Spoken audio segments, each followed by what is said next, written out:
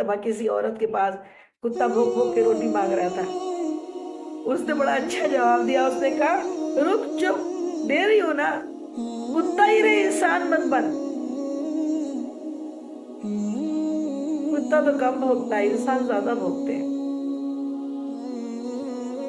بس اپنے لیے جینا کوئی جینا نہیں ہے. جینا ہے تو اللہ کی مخلوق کی فکر کریں. یہ سخاوت اللہ کی جانب سے ملتی ہے. سخی کی بخشش ہے، چاہے کتنا گناہ اس نے کیا ہے اللہ چاہے تو اس کو بخش دے. لیکن بخیل بہت عبادت لے کے بھی آئے تو اس کی بخشش نہیں ہے. سخی اللہ کے قریب بہت بہت قریب ہے. ایک مرتبہ یہ بات ہے امام جعفر صادق کی بات چلی، جو ہم یہ نیاز کراتے ہیں نا لوگوں کو بڑی تکلیف ہوتی ہے. ابھی پونڈے کریں گے، پھر 11ویں شریف کریں گے، پھر حلوے پکائیں گے. یہ کیوں ہے؟ یہ بزرگوں سے کہ لنگر خانے میں بزرگوں کے خانقاہوں میں یہ سب ہوتا رہا. وہ خود سوکھی روٹی کھاتے رہے، لوگوں کو سیر کر کے کھانے کھلاتے رہے. ان کے خانقاہوں سے، بزرگوں کے خانقاہوں سے ہزاروں غریب پلتے رہے. علم بھی ملا، ایسا نہیں یوں ہی کھلا دیتے تھے انہیں. علم سکھاتے تھے، اللہ سے ملاتے تھے اور پھر کھانے بھی کھلاتے تھے. تو یہ مذہب اہل سنت والے جو فاتحہ کرتے ہیں نا خود کے کھانے کے لیے نہیں کرتے. اس سے فائدے دو ہوتے ہیں. ایک تو جب فاتحہ ہوتی ہے، اور فاتحہ دینا اگر گناہ ہوتا تو کوئی بتا دے مجھ کو کہاں لکھا ہے گناہ. دعا راتوں دن مانگتے نا، ربی جلی مقیم الصلاۃ من ذریاتی ربنا تقبل دعا ربنا اغفر لی ولوالدی وللمؤمنین یوم یقوم الحساب. اے اللہ میرے والدین کو جنت الفردوس عطا فرما. اللہ انہیں ان کو کئی دعائیں ایسی ہیں ربنا والی جس کے اندر والدین کے لیے دعا ہے. بولتے کچھ نہیں ملتا، کچھ نہیں ملتا، پھر دعا کیوں مانگ رہے ہو بھائی؟ قرآن میں آئی نہیں دعا، کیوں مانگ رہے ہو؟ ماں باپ جانے اللہ ان کو جنت میں ڈالتا ہے جنت میں ڈالے، جہنم میں ڈالتا ہے جہنم میں ڈالے. ہم تو مطلب ہی ہے، پیدا انہوں نے کر دیا، ہم کو کیا کرنا ان سے؟ کیوں سکھائی؟ اے اللہ میرے والدین پہ رحم کر جیسا انہوں نے مجھ پہ رحم کیا. کیوں سکھائی اللہ نے دعا؟ کیوں حدیث مبارک ہے کہ 3 چیز مرنے کے بعد بھی 3 عمل کا زندہ رہتے، 3 عمل کام آتے قبر میں بھی بنتے کی. علم النافع، نفع دینے والا علم اگر آپ نے سیکھا اور لوگوں کو سکھایا، آپ مر بھی جائیں یہ علم جب تک چلتا رہے گا. کوئی مدرسہ آپ نے کھولا ہے جب تک چلتے رہے گا. کسی کو آپ نے علم سکھایا وہ جب تک نماز عبادت کرتے رہے گا ان کو تو ملے گا ثواب. آپ نے سکھایا آپ کو بھی ثواب ملے گا مرنے کے بعد بھی. حدیث پاک ہے نا، میں اپنے دل سے تھوڑی بتا رہی ہوں. کیا کیا ہے؟ علم النافع.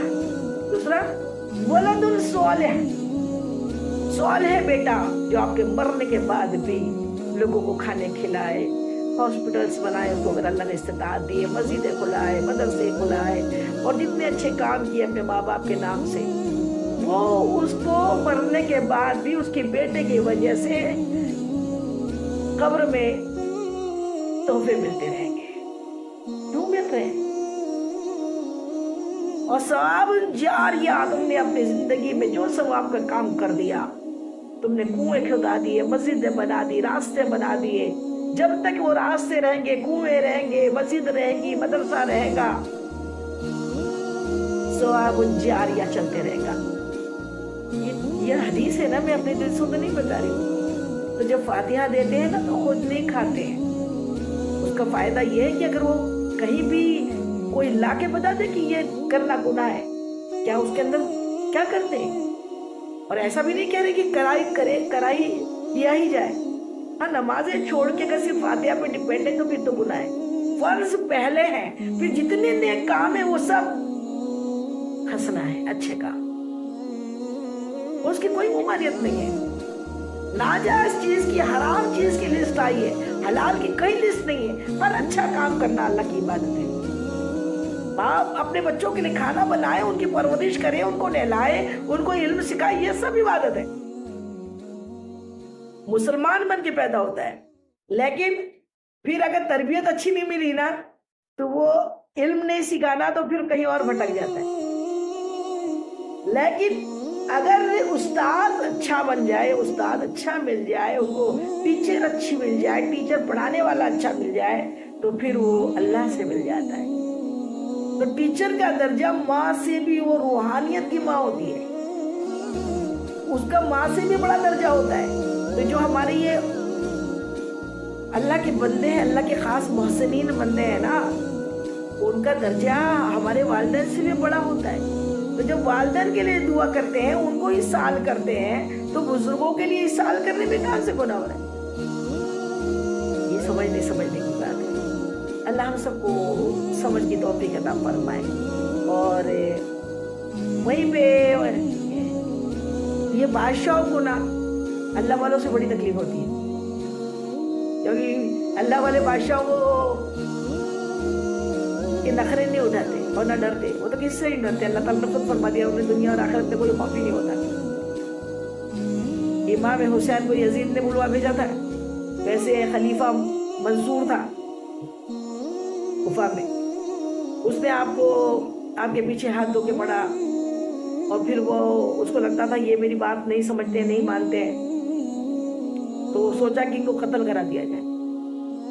تو اسی لیے اس نے اپنے خلیفہ کو, اپنے وزیر سے کہا کہ ان کو بلا کے لے کرو, جس کو امام جعفر صادق رضی اللہ تعالیٰ عنہ, ان کا قتل کرنا ہے, ان کو میرے دربار میں لاؤ. انہوں نے کہا کہ وہ تجھے کوئی انٹرفیئر تیرے کام میں نہیں کر رہے, خود وہ نہیں کر رہے, کوشا نشینی اختیار کیے, وہ اپنی عبادت میں موئے, تجھے کیا ضرورت پڑی ہے ان کو قتل کرانے کی؟ تو کہا تجھے میری بات ماننی ہے. اب بادشاہ کی گرمی تھی اس میں, اس نے کہا بلا کے لے کے آؤ. وزیر گیا بلانے کے لیے, وزیر نے بلایا تو اب بادشاہ کا حکم تھا, جانا تو پڑا. تو خلیفہ کے پاس جب آپ آئے دربار میں, تو خلیفہ نے کہا جیسی وہ آئے اور جب وہ میرے سامنے بیٹھے, تو میں جیسی اپنے سر کا تاج اٹھاؤں, نکالوں سر کا تاج, اسی وقت جلادوں کو تعینات رکھا تھا کہ تم حضرت امام جعفر صادق رضی اللہ تعالیٰ عنہ کا سر دھڑ سے اڑا دینا, قتل کر دینا. وہ تلواریں لے کے کھڑے تھے. جیسے ہی آپ کا بڑا شاندار یہ آپ کی کرامت ہے کہ جب آپ اس کے دربار میں داخل ہوئے, تو یہ سارے اٹینشن تھے, پورے جو جلاد تھے. ایک مرتبہ درود پاک پڑھ لیجیے, اللہم صلی علی سیدنا شفیعنا حبیبنا مولانا محمد وعلی آل سیدنا مولانا محمد وسلم, صلاۃ و سلام علیک یا رسول اللہ صلی اللہ علیہ وسلم. تو جیسے ہی امام جعفر صادق رضی اللہ تعالیٰ عنہ کو خلیفہ منصور نے بلوایا, اور وہ وزیر کے جب لے کر آیا آپ کو, اس نے کہا تھا جیسی وہ آئے, وہ میرے سامنے بیٹھے, تو میں جب سر کا تاج اپنا اٹھاؤں تو تم سر دھڑ سے الگ کر دینا. تو یہ انتظار میں تھے کہ دیکھتے ہیں اب کیا ہوتا ہے. سب ششدر تھے, اس میں تھے کہ کیا ہونے والا ہے. اتنے میں ہوا یہ کہ جیسے ہی حضرت امام جعفر صادق رضی اللہ تعالیٰ عنہ کی آمد ہوئی, تو تاج اٹھانے کے بجائے وہ خود اٹھ کے کھڑا ہو گیا, اور بڑے ادب کے ساتھ استقبال کیا اور لا کے بٹھایا. سب بڑے تعجب میں تھے, بات کیا ہے. اور جب آپ بیٹھ گئے تو آپ کے سامنے دست بستہ بیٹھا, اپنے تخت پہ بٹھایا, اور خود سامنے دو جانو ہو کے ایز اے شاگرد بیٹھا, اور بیٹھ کے پھر اس نے بڑی اچھی باتیں کی, اور پھر کہا کہ اگر آپ کو کوئی ضرورت ہو مجھ سے تو بتائیے, میں آپ کی ضرورت پوری کروں. حضور حکم دیجیے مجھ کو, میں آپ کی خدمت کا کہ میں کیا کروں. آپ نے بس اتنا کہا کہ بس میری ضرورت یہ ہے کہ تم مجھے اگلے بار پھر اپنے دربار میں طلب نہ کر, میری عبادت ریاضت میں تکلیف آتی ہے, بس میں اتنا ہی چاہتا ہوں, باقی مجھے تجھ سے کچھ نہیں چاہیے. اور پھر بڑے ادب احترام کے ساتھ آپ کو لے جا کر دروازے پر چھوڑا. اب اس نے سر کا تاج تو اتارا نہیں تھا, جلادوں نے تلوار نکالی نہیں, سب بڑے تعجب میں تھے, کہاں یہ خون کا پیاسا, قتل پہ آمادہ ایسا دشمن, اور اب دیکھو تو خود استقبال کر رہا ہے. بات کیا ہے؟ پوچھا کیا بات ہے بادشاہ سلامت، آپ نے ایسا کیوں کیا؟ کیا ہوا؟ کہا کہ بات تو وہی تھی جو میں نے کہا تھا، کرنا تو وہی تھا، لیکن بات یہ ہے کہ جب امام جعفر صادق رضی اللہ تعالیٰ عنہ دربار میں داخل ہوئے تو میں نے دیکھا کہ ان کے ساتھ ایک بہت بڑا اژدھا آ رہا ہے اور منہ پھاڑا ہوا ہے، اور اس کا منہ اتنا بڑا ہے کہ میرے تخت کو ایک ساتھ میرے ساتھ نکل لے، اور اپنے زبان حال سے کہہ رہا تھا خبردار اگر تو نے حضرت کو اتنی سی بھی تکلیف دی تجھے تیرے تخت کے ساتھ نکل جاؤں گا، تو پھر میں کیا کرتا؟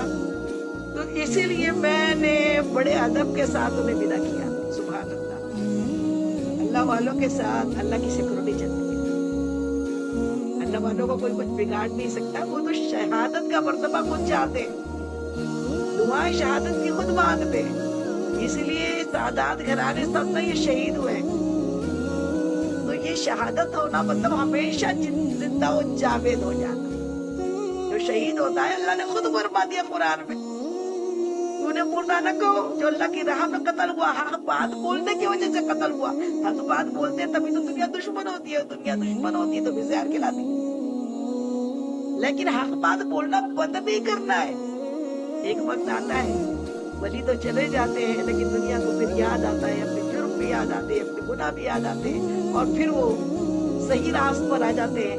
میرے آقا کی ہم امتی ہے، میرے آقا کو طائف والوں نے اتنی تکلیفیں پہنچائی، اتنے دکھ دیے، اس کے باوجود بھی اللہ تعالیٰ کا حکم ہوا ہے میرے محبوب آپ فرما دے، تو انہیں دو پہاڑیوں کے بیچ میں چکی کے پانڈوں کی طرح انہیں پیس کے رکھ دے۔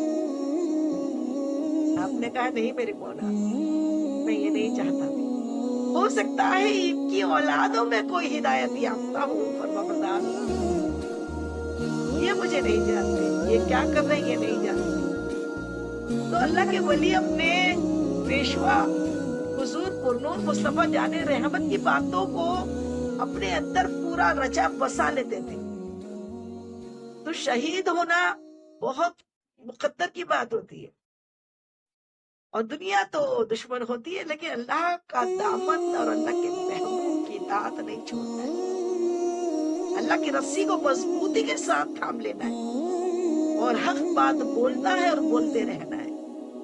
زندگی کیا ہے یہ تو جانے کی چیز ہے، اور کوئی کون ایسا ہے جو چپ رہ کے بھی نہیں مرے گا، اس لیے حق بول کے مری تو زیادہ بہتر ہے۔ اللہ تعالیٰ ہم سب کو عمل کی توفیق عطا فرمائے۔ ایسے ہی شفیق بلخی رحمۃ اللہ علیہ، وہ ایک مرتبہ امام جعفر صادق کو جب پہلی مرتبہ دیکھا تو صوفی تو نظر آ رہے تھے، لیکن لگا کہ میں بولوں اتنے اچھے لباس، تو اتنے میں جا کے جیسے پہنچے تو آپ کی زبان سے نکلا اے شفیق بدگمانیوں سے بچو، بہت سی بدگمانیاں کفر تک پہنچا دیں۔ آپ گھبرا گئے کہ انہیں کیسا بنو میرا نام، اور یہ میرے دل کے حال سے بھی واقف ہے، تو یہ سوچ کے پھر سوچا کہ کچھ معذرت کر لوں، تو اتنے میں وہ پھر غائب ہو کے نظروں سے آگے نکل گئے۔ پھر وہ آپ کو عرفات میں مل گئے، پھر ایک جگہ وہ دعا کر رہے تھے، اس کے بعد دیکھا کہ آپ کا کوزہ مینا میں آپ کنویں سے پانی نکالنے گئے تو کنویں کے تل میں آپ کا جو کوزہ تھا امام جعفر صادق کے پاس میں وہ کنویں میں گر گیا، تو آپ نے وہاں ہاتھ بلند کر کے دعا کی ہے اللہ تو جانتا ہے میرے پاس یہ ایک ہی چیز ہے یہ کوزہ، اور یہ بھی پانی میں گر گیا، بس دعا کرنی تھی تو پانی اوپر آ گیا، اور کوزہ اوپر آیا، آپ نے وہ کوزہ لے لیا، آپ نے بڑے اچھے سے وضو کیا، نماز ادا کی۔ شفیق بلخی رحمۃ اللہ علیہ بڑے بلند پائے کے بزرگ ہے، وہ دیکھ رہے تھے، بس اب پھر تو کیا تھا، پھر پیچھے پیچھے ہو لیے کہ کہاں جاتے ہیں کیا کرتے ہیں ذرا دیکھا جائے، تو دیکھا کہ پھر آپ دریا کے کنارے وہاں پر ایک جگہ بالکل بیٹھ گئے، ایک صحرا میں جا کر بیٹھ گئے، دریا کنارے نہیں، پانی تو آپ کے پاس تھا، آپ نے کیا کیا کہ ریت اٹھائی اور اپنے کوزے میں ڈالی اور پھر اس میں پانی ڈالا، ریت کھا جائے، تو دیکھا کہ پھر آپ دریا کے کنارے وہاں پر ایک جگہ بالکل بیٹھ گئے، ایک صحرا میں جا کر بیٹھ گئے، دریا کنارے نہیں، پانی تو آپ کے پاس تھا، آپ نے کیا کیا کہ ریت اٹھائی اور اپنے کوزے میں ڈالی اور پھر اس میں پانی ڈالا، ریت اٹھا کے کوزے میں ڈالی اور پھر پانی ڈالا اور پھر اس کو بسم اللہ کہہ کے پی لیا۔ शफी बल्खी रहमतुल्लाह अलैह कहते मैं देख रहा था तो मैंने कहा कि मुझे भी अब कुछ हिस्सा दीजिए, मुझे भी भूख लगी है, मुझे अपना झूठा दीजिए, आपने जो पिया है मुझको भी पिलाइए। जब मांगा है बुजुर्गों से तो देते ही है, भी दिया उन्होंने दिया। तो कहते हैं कि मैंने इससे बेहतरीन खुशबूदार सत्तू कभी नहीं पिया। वो इस कदर खूबसूरत, इतना खुशबूदार सत्तू था कि मुझे बहुत देर तक फिर ये है अल्लाह वाले जो अल्लाह से मिला देते हैं।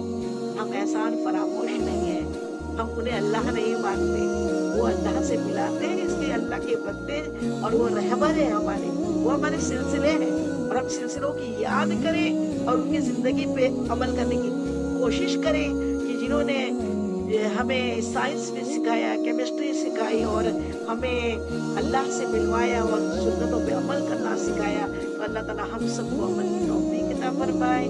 और जो कुंडों की न्याज करते हैं वो 22 को करते हैं 22 को करें, 15 को करते हैं 15 को करिए, साल में जिस दिन करना चाहे उस दिन करें। बस यह है कि खुद खाए, लोगों को भी खिलाए और जिस कदर हो सके हमेशा डाउन टू अर्थ रहे, अपने आप को घमंड गुरूर में न रहे। उनकी नक्श कदम पे अल्लाह ताला हम सबको चलाए, हम सबको तौफीक दे कि अल्लाह ताला हमें तौबा करने वाला, पाक साफ रहने वाला बना दे। वमा अलैना इल्लल बलाग। इस बयान में जाने अनजाने मुझसे जो भी भूल चूक गलती खता हुई तो अल्लाह ताला अपने हबीब के नाले ने पाक के सदक़े में आपको गुनाह को माफ कर दे। आप सबको भी कोई बात बुरी लगी हो, नागवारा लगी हो, गलत लगी हो तो तहे दिल से माफ कर दीजिए। हशर के दिन के लिए ना छोड़िए। अस्सलामु अलैकुम रहमतुल्लाहि व बरकातहू।